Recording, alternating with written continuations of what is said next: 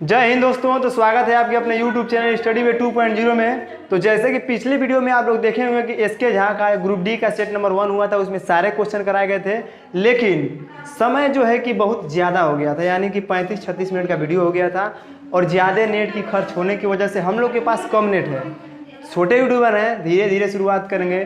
तो हम लोग ऐसा सोचते हैं कि सारे वीडियो को 2 पार्ट में बनाए, यानी कि एक दिन में 15 सवाल और दूसरा दिन में 10 सवाल, यानी कि हमको 25 सवाल करना है किसी भी करके सेट में, तो उस 2 पार्ट में होगा। तो आज हम देखेंगे सेट नंबर 2 का 15 सवाल शुरुआत से लेकर के। तो चलिए, अगर आप लोग वीडियो में नए हैं तो वीडियो को अंत तक देखिए और फिर डिसाइड कीजिए कि आपको क्या अच्छा है क्या खराब है। तो स्वागत है आपके अपने यूट्यूब चैनल स्टडी वे 2.0 में। तो चलिए अब सवाल से शुरू करते हैं। पहला सवाल आएगा आपके स्क्रीन पे, देखिए क्वेश्चन नंबर 46 से शुरू हुआ है। पहला सवाल क्या होना है, बोल रहा है कि पहली 20 संख्याओं का योग कितना है। क्वेश्चन नंबर 46 है, कितना है, पहली 20 सम संख्याओं का योग कितना होता है। तो पहली 20 सम संख्याओं का योग देखिए कैसे करेंगे, n इंटू n+1, यही होता है फार्मूला, क्या, सम संख्याओं का योग का।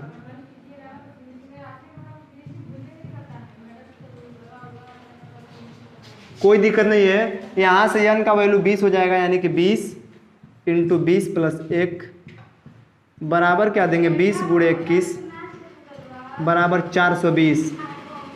यही मेरे प्रश्न का आंसर हो जाएगा। देख लीजिए किस ऑप्शन में दिया है, ऑप्शन नंबर डी।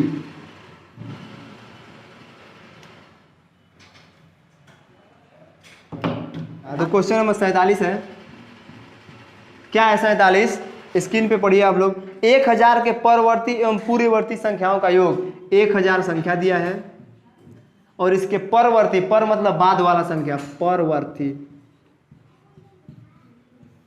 बराबर बाद वाला संख्या। तो 1000 के बाद वाला संख्या क्या होगा, 1001, और पूर्ववर्ती, देखिए नामे में सब कुछ है, नाम से आपको एकदम कंफर्म रहना है। पूर्ववर्ती बराबर इसके ठीक पहले वाला संख्या, तो 1000 के ठीक पहले क्या है, 999, और इसी को जोड़ेंगे तो 9 1 10, 1 बच गया, 9 1 10, 1 9 1 10 2, कितना आंसर आया, 2000।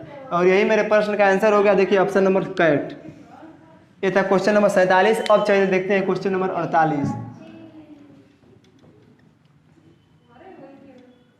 आप लोग कमेंट करके जरूर बताइएगा कि कैसे करके बताना चाहिए, क्या ये मेथड अच्छा है कि नहीं, नहीं तो कहेगा तो आपको एक एक सवाल का 2-2 3-3 मेथड बताया जाएगा।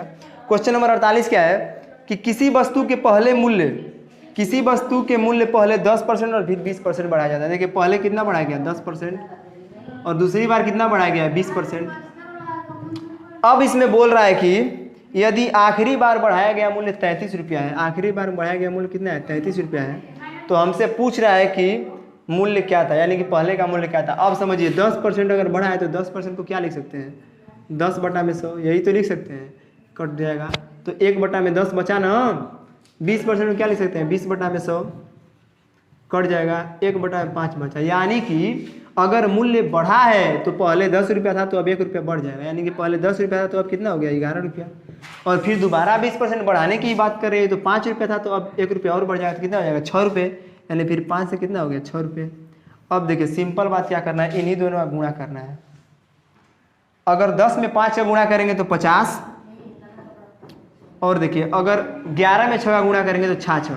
अब यहाँ से एक बात समझिए कि इसमें बोल रहा है कि बाद में जो मूल्य बढ़ाया गया उसका मूल्य 33 रुपया बढ़ा, यानी कि 66 का वैल्यू कितना दिया है, 33, यानी कि 66 में कितना गुणा किया है, 1/2 का गुणा किया है, तभी ना 33 आया है। तो इस 50 में भी 1/2 का गुणा कर देंगे तो कितना हो जाएगा, 25।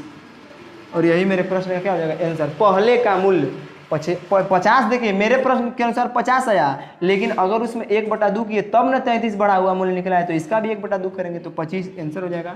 देखिए किस ऑप्शन में दिया है, ऑप्शन नंबर डॉग में दिया है, तो ये भी सवाल बन गया। सारे क्वेश्चन एकदम। अब इससे आसान, इसका एक तरीका आपको बताते हैं जो है कि थोड़ा लेंदी पड़ता है, लेकिन जानना जरूरी होता है, लेकिन अभी नहीं बताएंगे कभी और, अगर आप लोग का अच्छा होगा तब, नहीं तो ये मेथड बहुत सूटेबल है और अच्छा भी है। आगे देखिए क्वेश्चन नंबर 49 क्वेश्चन बोल रहा है 30 मीटर लंबे और 17.5 मीटर चौड़े आयताकार प्रांगण में पत्थर बिछाने के लिए 2.5 मीटर और 5 मीटर और गुणे 2 मीटर माप के कितनी फर्शी पत्थरों की आवश्यकता है। देखिए एक कोई फर्श है, कोई दिक्कत नहीं है, यह फर्श है। इसका लंबाई दिया है 30 मीटर और चौड़ाई दिया है 17.5 मीटर। अब बोल रहा है कि इसमें 2.5 मीटर लंबी और कितना चौड़ी और 2 मीटर चौड़ी एक इस टाइप का मान लीजिए टाइल्स रहा होगा, इसको बिछाना है तो कितनी संख्या में बिछाएंगे। तो इसके लिए सिंपल ट्रिक, इसका क्षेत्रफल निकालेंगे, यानी कि जो आकृति दी रहेगी पहले और बाद में छोटी वाली आकृति का निकालेंगे क्षेत्रफल और भाग दे देंगे। तो आयताकार बोला है तो आयत का क्षेत्रफल एक के बार हम संख्या निकाल रहे हैं। देखिए यहाँ पे संख्या बराबर लिख रहे हैं, फर्श बिछाने वाले पत्थरों की संख्या बराबर इसका क्षेत्रफल क्या हो जाएगा, लंबाई गुणे चौड़ाई 30 गुणे 17.5 और इसका क्षेत्रफल क्या हो जाएगा 2.5 गुणे 2। इसी को कैंसिल करेंगे, देखिए दशमलव से दशमलव खत्म, 25 से कटाएंगे 25 सात 175, इसको 2 से कटाएंगे 15 बार में, 15 साथ गुणा कर देंगे, 15 साथ होता है 105, यानी कि टाइल्स की या पत्थर की संख्या कितनी हो जाएगी 105। देख लीजिए किस ऑप्शन में दिया है, ऑप्शन नंबर डॉग। तो यही मेरे प्रश्न का आंसर हो जाएगा। चलिए अगला सवाल देखते हैं।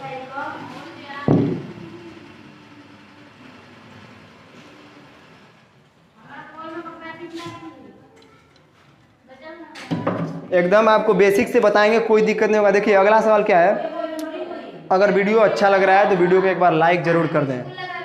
अगला सवाल देखिए, एक अर्धवृत्ताकार धनुष का परिमाप 72 सेंटीमीटर है, तदनुसार उस धनुष का व्यास हमको सेंटीमीटर नहीं बताना है। देखिए अगर वृत्ताकार हम रहता, इसको अर्धवृत्ताकार कराते बीच में एक रेखा खींच देते हैं और यह क्या हो गया मेरा अर्धवृत्त। अगर ऊपर वाले को मिटा देंगे तो क्या हो जाएगा, बोलिए अर्धवृत्त होगा कि नहीं। अगर इसका अर्धवृत्त का परिमाप निकालना होगा तो क्या निकालेंगे, देखिए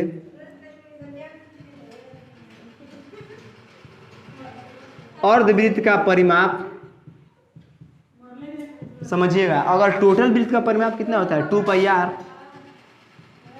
तो अर्धवृत्त है तो इसको बटा में 2 कर देंगे, यानी कि इसका आधा होगा तो 2 से 2 कैंसिल हो जाएगा, यानी कितना बचा πr। लेकिन यह केवल इसके चाप का परिमाप निकला और बीच में यह भी तो है एक व्यास, तो इसको 2r मान लेते हैं, तो +2r यानी कि 2 बार त्रिज्या है, तो यहाँ से क्या कॉमन है r, तो यहाँ पे कितना बच गया π+2। यह है अर्धवृत्त का परिमाप और इसी का वैल्यू कितना दिया है सवाल में 72 सेंटीमीटर। ये मेरा स्टेटमेंट है। यहाँ से r का वैल्यू निकालेंगे, क्या निकालेंगे, देखिए r बराबर 72 बटा में π+2। अब देखिए पाई के जगह पे क्या लिख सकते हैं, सिंपल इसी को मिटा करके 22 बटा में 7। अब ऐसा है कि 2 + 22 बटा में 7 है, देखिए 2 + 22 बटा में 7 है, तो इसको क्या लिख सकते हैं 2 सही 22 बटा में 7, 7 दूना के 14 और 14 में 22 को जोड़ेंगे तो हो जाएगा 36। तो क्या लिखेंगे 72 बटा में 36 और यह 7 ऊपर चला जाएगा गुणे 7, 36 दूना के 72 बराबर 14 सेंटीमीटर। त्रिज्या निकल के आया। हमसे क्या पूछा है कि धनुष का व्यास बताइए, तो व्यास बराबर क्या होता है 2r, तो 2 गुणे r का वैल्यू 14 रख देंगे 28 सेंटीमीटर और यही मेरे प्रश्न का आंसर हो जाएगा। देख लीजिए किस ऑप्शन में दिया है, ऑप्शन नंबर सी। तो सवाल एकदम इजी तरीका से बनेगा, आप देखिए एक बार, और सारे सेट का आपको सॉल्यूशन कराया जाएगा। 24 सेट है, 24 सेट का। अगर आप लोग का मन होगा कि नहीं एक दिन में हमको एक सेट का वीडियो चाहिए ही, तो आप कमेंट कर सकते हैं, भले ही हम लोग कुछ दूसरा यत्न करेंगे लेकिन वीडियो सारा बना के दे देंगे। देखिए अगला सवाल क्या है, 10 स्त्रियां 15 साड़ियां 5 दिन में बुन सकती हैं, तदनुसार 120 स्त्रियां 8 दिन में बुनने के लिए कितनी साड़ियां चाहिए। देखिए आप लोग को एक फार्मूला बताए थे पिछले वाले वीडियो में भी, आज भी बता दे रहे हैं, लेकिन हम उसका यूज नहीं करेंगे। क्यों नहीं करेंगे, क्योंकि हम जो आपको मेथड बताएंगे ना वो कई जगह यूज होता है, लेकिन फिर भी अगर आप लोग का मन है तो इसको फार्मूला से देखिए। क्वेश्चन नंबर कौन सा है 51 है। देखिए क्या होता है m1d1 बटा में w1 बराबर m2d2 बटा में w2, यही होता है। अब कुछ दिक्कत नहीं है। अब जो दिया है उसको रख देते हैं। क्या दिया है कि 10 स्त्रियां, यानी कि m की जगह पे 10 स्त्रियां हैं गुणे d की जगह पे कितना है 5 दिन में, और काम कितना करती हैं भाई, तो 15 साड़ी बुनती हैं बराबर। दूसरा बोल रहा है कि 120 साड़ियाँ, यानी कि काम 120 हो गया 8 दिन में, यानी कि d2 की जगह पे 8 कितनी स्त्रियां, यानी कि m2 लिख देंगे। m2 का जो वैल्यू आएगा मेरा आंसर होगा। देखिए 15 से 8 बार में 15 से 8 बार में 8 से 8 कैंसिल, यानी m2 बराबर 50। और यह क्या है, स्त्री। यह स्त्री है भाई, कुछ भी कर सकती है। यही मेरे प्रश्न का आंसर हो जाएगा। देखिए ऑप्शन नंबर डी। लेकिन हम आपको क्या बोले कि इस मेथड से हमको बनाना ही नहीं है। भले ही आपको लग गया कि यह शॉर्टकट में बन गया, लेकिन आप उस मेथड को जानिए, एक बार बनाने का प्रयास कीजिए, क्योंकि अगर वो आप सीख जाते हैं तो लगभग आप 25-30% हर चैप्टर से सवाल उससे बना ही सकते हैं। तो आइए देखते हैं उस मेथड को भी एक बार सीखिएगा। क्या है, जो जो दिया है उस स्टेटमेंट को लिख दीजिए। क्या दिया है कि 10 स्त्री है, यानी कि वीमन लिख देते हैं। 15 साड़ी बनाना है, यस लिख देते हैं, या 15 समझिएगा। कितना दिन में, तो 5 दिन में बना देती है। अब देखिए फिर दूसरा स्टेटमेंट क्या बोला है कि 120 साड़ियाँ कितना दिन में बनाना है, 8 दिन में बनाना है। तो कितना स्त्री लगेगा। आपको क्या बताए थे कि जहाँ लग गया वाट उसको लिख देना है, और यही मेरा आंसर देगा, यानी कि स्त्री की संख्या निकलेगा। और गुणा करके सोचना है। क्या सोचना है कि पहले कम साड़ी बनता था 15 ही, अब ज़्यादा साड़ी बनने लगा, यानी कि हमको स्त्रियों की संख्या को बढ़ानी पड़ेगी। और बढ़ानी है तो बड़ा वाला वैल्यू ऊपर और छोटा वाला वैल्यू नीचे, यानी कि 120/15। फिर गुणा का साइन देंगे। अब देखिए क्या है, पहले 5 दिन ही काम होता था, अब काम हो रहा है 8 दिन में, यानी कि अगर काम ज़्यादा दिन में करेंगे तो हमको स्त्री की संख्या को घटा देना पड़ेगा। बात सिंपल। अगर कोई काम को हमको एक ही दिन में ख़त्म करना है तो हम लेबर को ज़्यादा लगाते हैं, लेबर मतलब मजदूर। लेकिन अब 5-6 दिन में काम करना है तो एक गो से काम चला लेते हैं, यानी कम मजदूर लगाते हैं। तो इसको कम करने के लिए कम वाला वैल्यू ऊपर और ज़्यादा वाला वैल्यू नीचे। अब इसी को काटते हैं। देखिए कैसे कटेगा। 8 से 15 बार में 15 से 15 कैंसिल, 10 × 5 50, और 50 क्या है, स्त्रियों की संख्या। देखिए आपको हम इसलिए बताने में टाइम भी लग गया, लेकिन बनने में तो आसान ही है। देखिए जस्ट इसी चैप्टर में शायद आए भी तो आए, कोई भी चैप्टर से सवाल, चाहे वो प्रॉफिट एंड लॉस हो, चाहे वो पार्टनरशिप हो, चाहे टाइम एंड वर्क हो, चाहे मिक्स प्रोपोर्शन हो, सारे जगह का इसका प्रयोग करके आप सवाल को बना सकते हैं। हाँ, एसआई में भी बना सकते हैं, कभी कभी आप चक्रवृद्धि ब्याज में भी बना सकते हैं। तो देख लीजिए कि अगर एक मेथड सीखने से कई सारे सवाल बनते हैं तो सीखने में कोई बुराई नहीं है। आगे चलिए देखते हैं क्वेश्चन नंबर, अब देखेंगे 52। आज केवल 60 तक क्वेश्चन करेंगे, समझिएगा। क्वेश्चन नंबर 52 क्या बोल रहा है, वह धनराशि कितनी है जो 5% वार्षिक साधारण ब्याज की दर से देने पर 2 रुपया प्रतिदिन का ब्याज अर्जित कर ले। और 365 दिन का जिक्र भी किया है। देखिए रेट बराबर क्या है, आर बराबर 5%, कोई दिक्कत नहीं है। दिन दिया है 365 दिन, और अगर हमको प्रतिदिन 2 रुपया अंकित करना है तो 365 × 2 करेंगे तो कितना हो जाएगा, 5 दूना के 10, 6 दूना 12, 1 13, 1 बच गया, 3 दूना 6, 1 7, यानी कि 730 रुपया हमको क्या चाहिए, ब्याज। यह क्या है, बराबर ब्याज। यहाँ से किसी को कोई दिक्कत नहीं है। अब आगे देखिए, अब क्या बोला है, तो प्रतिदिन का ब्याज अर्जित कर ले तो राशि बताना है, यानी कि हमको राशि ही बताना है। अब 1 साल, 365 दिन मतलब 1 साल होता है, कोई दिक्कत नहीं, 1 वर्ष। तो अब बताइए क्या दिया है आपको, इतना पता है ब्याज बराबर क्या होता है। पहले बेसिक से समझिए, ब्याज बराबर मूलधन गुणे समय गुणे दर बटा में 100, यही होता है। तो हमको यहाँ से क्या निकालना है, टोटल मूलधन निकालना है। तो मूलधन निकालने के लिए क्या करेंगे, ब्याज गुणे 100 बटा में समय गुणे दर, यही मेरा क्या है, मूलधन बराबर है। यह अलग फार्मूला है और यह अलग है। तो इस फार्मूला पे रख देंगे, सवाल बन जाएगा। ब्याज कितना है, 730 गुणे 100, समय कितना है, 1 वर्ष, और दर कितना है, 5% की दर से। तो अब 5 से 20 बार में कट गया। अब इसको गुणा कर देते हैं, 2 जीरो बैठा देंगे, 3 दूना के 6, 7 दूना के 14, यानी कि 14,600 रुपये ही वो राशि रही होगी कि 1 साल में अगर 5% की दर से ब्याज देंगे तो 2 रुपया प्रतिदिन मिलेगा। तो देख लीजिए किस ऑप्शन में दिया है, ऑप्शन नंबर सी मेरे प्रश्न का आंसर हो जाएगा। तो कोई दिक्कत नहीं है, सवाल सारे इजी रहते हैं। हाँ, आपको जनरल चीज़ याद ही होना चाहिए, क्योंकि अब परीक्षा सर पे है। तो अगर एग्जाम टाइम है तो ज़्यादा मेहनत करना है। आगे देखिए, आगे क्या देखना है, एक आदमी 5 रुपये में 10 अंडे बेचकर 20% का लाभ प्राप्त करता है। अब देखिए 5 रुपये में 10 अंडे बेचकर अगर 20 रुपये का लाभ कमाता है तो 120% पे बेचता है, कोई दिक्कत नहीं है। अब बोल रहा है कि तो उसने 5 रुपये में कितने अंडे को खरीदा था, यानी कि रुपया 5 ही रहेगा। अब कितना अंडा वो खरीदा था, अगर खरीदेगा तो अपने 100% वैल्यू पे खरीदेगा, इतना सोचना है। अब बताइए यही सवाल हो गया कि नहीं, प्रॉफिट एंड लॉस का सवाल है, लेकिन हम बना दिए अपने मेथड से। तो इसीलिए बोले थे कि आपको सीखना बहुत जरूरी है, सारे जगह इसका कंसेप्ट लगेगा। अब जहाँ क्वेश्चन मार्क आया उसको लिखिए 10 और गुणे, सोचिए यहाँ से अंडा निकलेगा, एकदम डायरेक्ट आंसर ही आएगा। क्या है कि अगर 5 रुपये पहले भी था 5 रुपये बाद में था तो यहाँ से हमको कोई मतलब ही नहीं है, यानी कि 5/5 करिए, चाहे इसको छोड़ भी देंगे, इग्नोर भी कर देंगे तो कोई दिक्कत नहीं होगा। आगे देखिए, अब आप सोचिए केवल इतना बात कि पहले वो जो है कि 100% पर खरीदा है, अब उसको ज़्यादा लाभ कमाना है, तो ज़्यादा लाभ कमाने के लिए अंडे की संख्या को बढ़ानी पड़ेगी। पहले ज़्यादा अंडा खरीदा होगा तभी तो अब कम अंडा बेचेगा तो फायदा कमाएगा। तो बढ़ाने के लिए 120 ऊपर और 100 नीचे, यानी कि हमेशा बढ़ाने के लिए बड़ा वाला वैल्यू ऊपर और छोटा वाला वैल्यू नीचे। या 5 से 5 खुदे कैंसिल हो गया है, 1 0 से 1 0 और यहाँ से 10 से 10 भी कैंसिल, यानी कितना अंडा खरीदा होगा 12। यानी कि वह 5 रुपये में पहले 12 अंडा खरीदा था, लेकिन अब 5 रुपये में वह 10 अंडा बेच रहा है, जिससे उसको कि 20% का लाभ हो रहा है। तो देख लीजिए वही सवाल। अब इसको आप कहेंगे तो दूसरे मेथड से भी बता सकते हैं, लेकिन यहाँ पे जब यूज आ गया तो आपको बताना यही मेथड जरूरी है, क्योंकि आपके दिमाग पर बार बार दिखे, जिससे याद करने में कोई दिक्कत न हो इस मेथड को आपको। हाँ, प्रैक्टिस करेंगे तो कोई बड़ी बात नहीं होगी।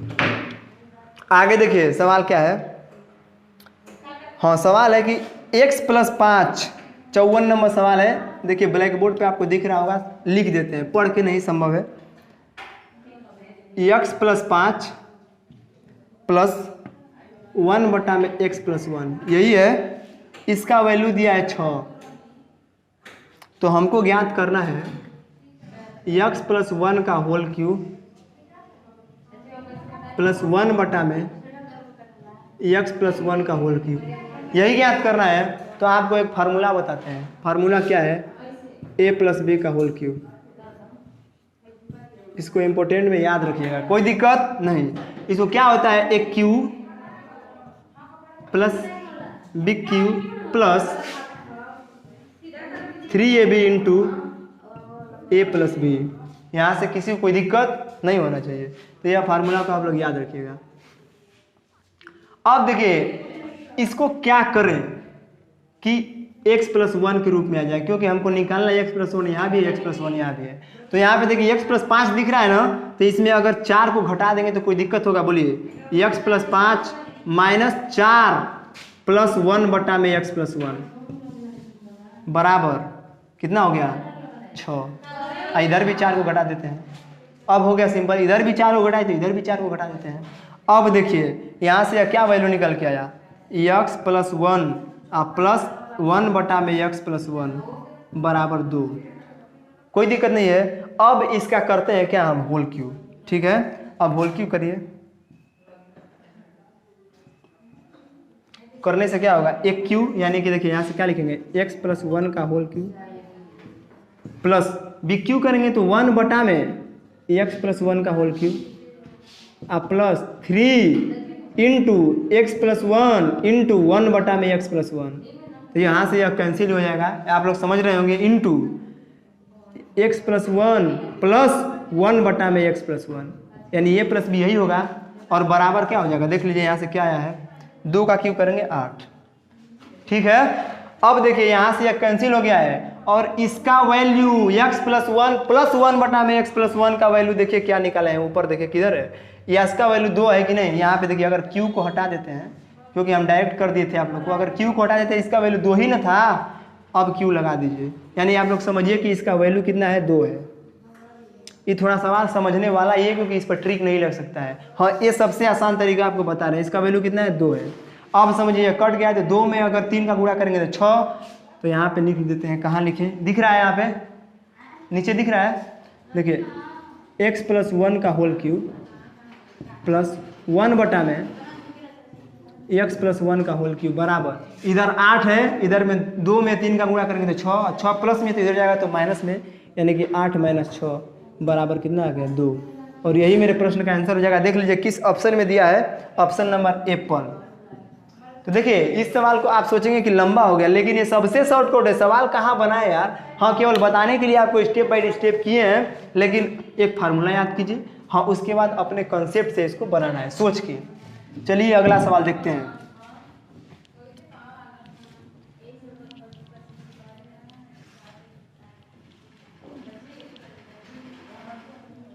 सवाल देखेंगे अगला और भी भयानक ट्रिक के साथ। आइए देखते हैं क्वेश्चन नंबर 55, सेट नंबर 2 का क्वेश्चन नंबर 55 क्या है। देखिए बोर्ड पे तो आपको दिख ही रहा है, लेकिन इस सवाल को हम पढ़ने से बेहतर है कि लिख देते हैं। क्या लिखेंगे, m प्लस n बराबर कितना दिया है -2। ठीक है, हमको ज्ञात क्या करना है, m³ plus n³ minus 6mn, यही ज्ञात करना है। तो चलिए इससे जस्ट पीछे जो सवाल बताए थे उसी का हेल्प लेते हैं।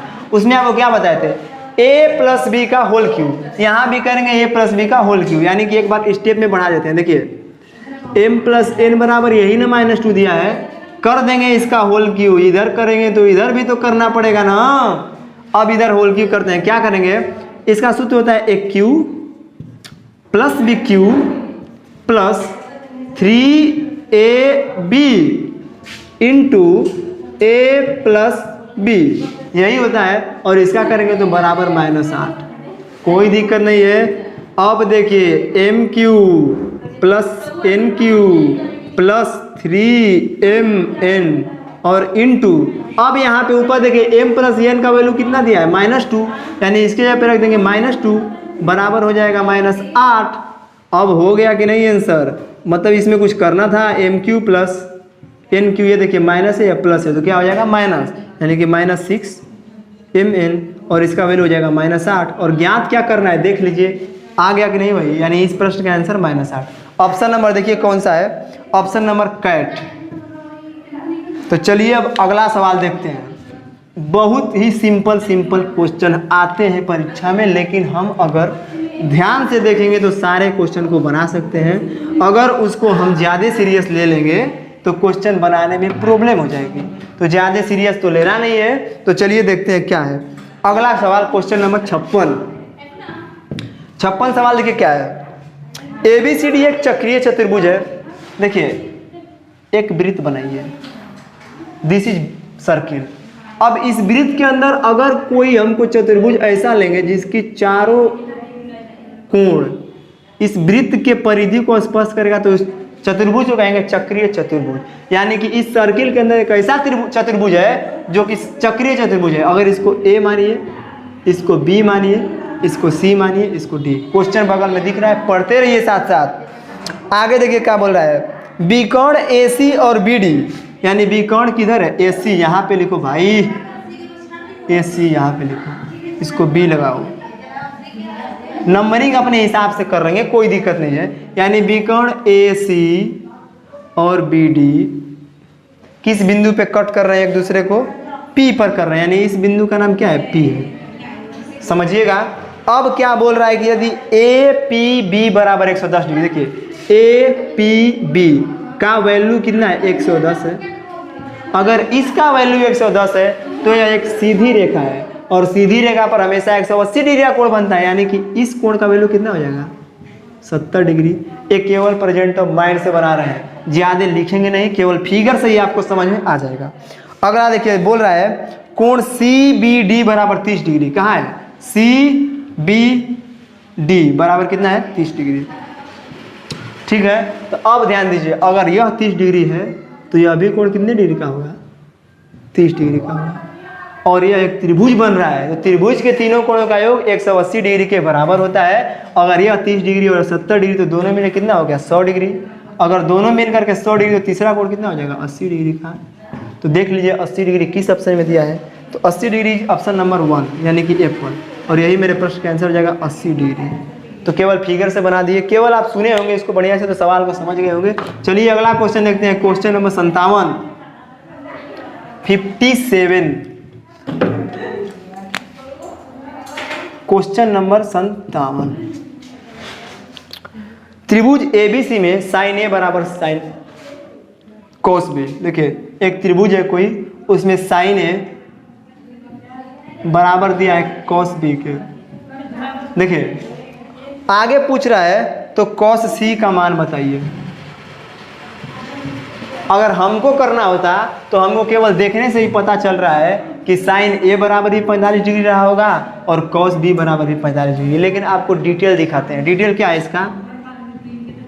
साइन ए बराबर कॉस को अगर साइन के पद में व्यक्त करेंगे तो क्या लिखेंगे? साइन 90 माइनस थीटा बराबर हो जाएगा कॉस थीटा, यानी कि थीटा के जगह बी लिख दीजिए क्योंकि यहाँ पे बी है। अब देखिए इधर भी साइन इधर भी साइन, तो एंगल का मान बराबर हो गया कि नहीं? यानी कि ए बराबर 90 प्लस बी, यहाँ माइनस बी, सॉरी, यहाँ से क्या लिख सकते हैं? ए प्लस बी बराबर 90 डिग्री। अब ध्यान दीजिए, अगर a प्लस बी बराबर 90 डिग्री है तो यह त्रिभुज का बात बोला है ना कि एक त्रिभुज में ऐसी स्थितियां उत्पन्न हो रही हैं, यानी कि त्रिभुज में a प्लस बी प्लस सी बराबर क्या होगा? 180 डिग्री, और यहाँ से a प्लस बी का वैल्यू दिया है 90 डिग्री, तो c बराबर हो जाएगा 90 डिग्री, क्योंकि 90 इधर जाएगा तो माइनस हो जाएगा, 180 में से 90 घटाएंगे तो 90 ही आएगा, यानी कि c का वैल्यू 90 डिग्री, तो कॉस c बराबर कॉस 90 डिग्री, और कॉस 90 का मान 0 होता है। This is answer. देख लीजिए किस ऑप्शन में दिया है, ऑप्शन नंबर बॉय, ठीक लगा लेंगे। चलिए आगे देखते हैं क्वेश्चन नंबर 58।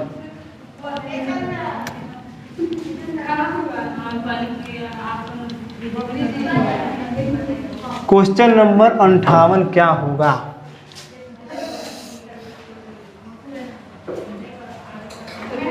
देखिए क्वेश्चन नंबर 58 क्या है? यदि बहुभुज के आंतरिक कोण 180 डिग्री है तो भुजाओं की संख्या कितनी है? तो बहुभुज के आंतरिक कोण, देखिए आंतरिक कोण का फार्मूला क्या होता है?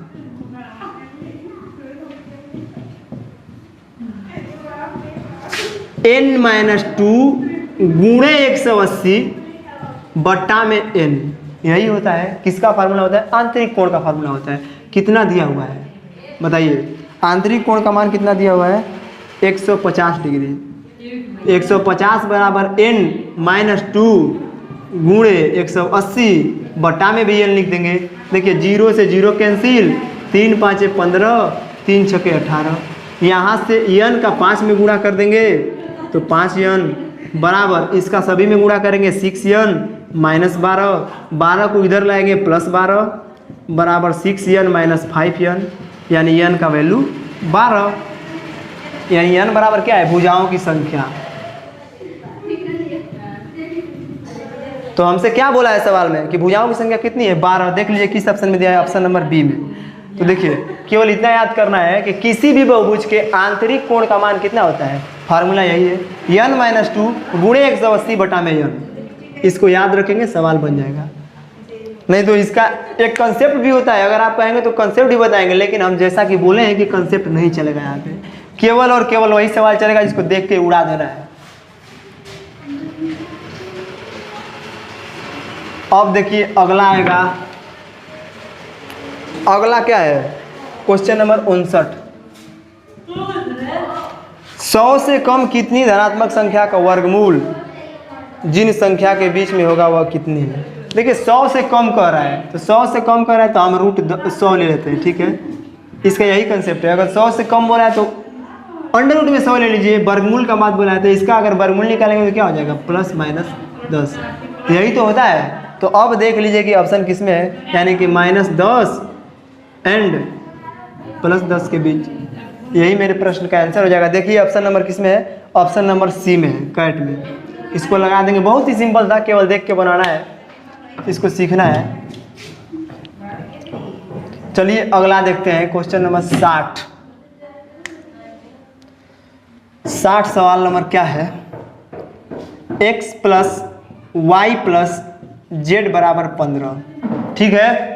आगे बोला है xy + yz + zx बराबर 75।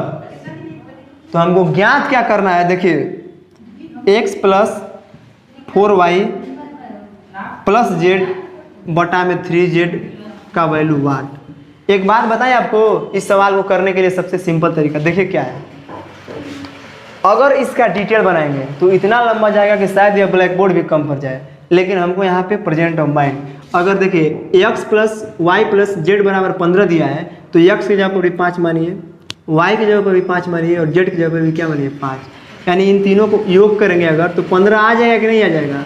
अगर इसमें सेटिस्फाइड हो गया मान तो क्या इसमें भी होता है, क्योंकि कंडीशन तो 2 दिया है और दोनों में सेटिस्फाइड होना चाहिए, तो इसमें भी देख लेते हैं। अगर x गुणे वाई करेंगे यानी 5 गुणे 5 करेंगे तो 25 प्लस y गुणे जेड करेंगे तो यहाँ भी 25 प्लस जेड गुणे x करेंगे तो यहाँ भी 25 और 25 प्लस 25 प्लस 25 बराबर क्या होता है 75, यानी कि यहाँ भी सेटिस्फाइड और यहाँ भी सेटिस्फाइड। तो ये आंसर भी इसी तरह कर लेंगे, हमारा आंसर आ जाएगा x जगह पे रखिए 5 प्लस 4 गुणे y की जगह पे रखिए 5 और प्लस जेड की जगह पे 5 बटा में 3 गुणे 5, जेड की जगह पे